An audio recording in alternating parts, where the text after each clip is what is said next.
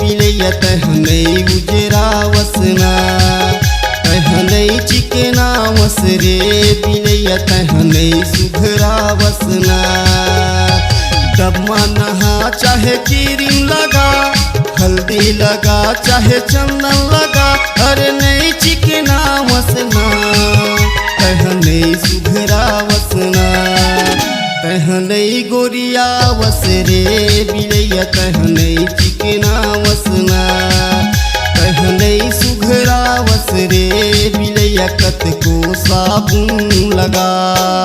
तहनै मोटा वस रे सुखा तहनै मोटा वसना तहनै मोटा वस रे सुखा तहनै मोटा वसना।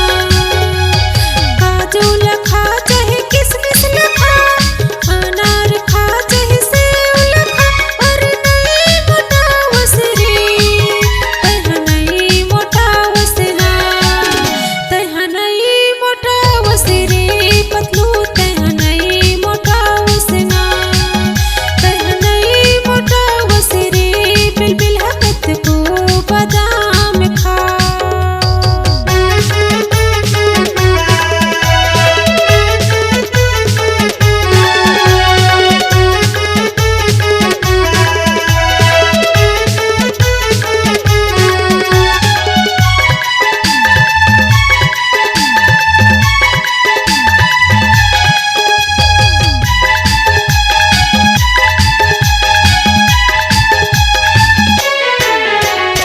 घेरी बेरी रही रही के दर्पण ला देखथस एक बेर ला कौन का है 10 बेर मुँह धोथस।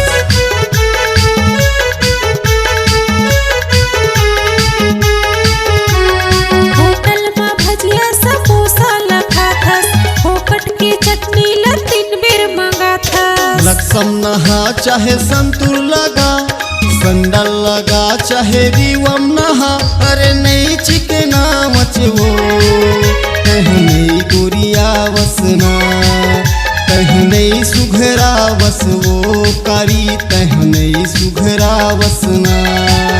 तहनै मोटा वस रे सुखा तहनै मोटा वसना तहनै मोटा वस रे सुखा तहनै मोटा वसना।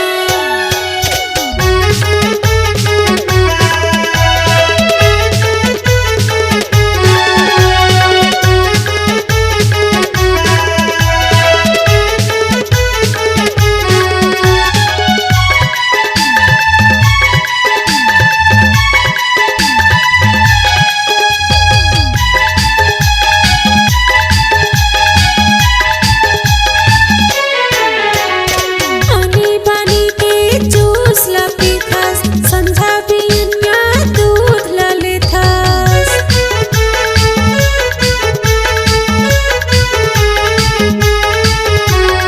हेयर लवली पाउंड से पाउडर लगा थस बॉडी लोशन ला वो अंग भर चुपर थस। केरा लखाया मुसब्बी लखा अंगूर लखा चाहे संतरा लखा और नहीं मोटा वस रे तहनै मोटा वसना तहनै ममहा वसवो बिलैया तहनै उजरा वसना तहनै मोटा वस रे बिलबिल तहनै मोटा वसना तहनै सुहा वसवो बिलैया तहनै ममहा वसना।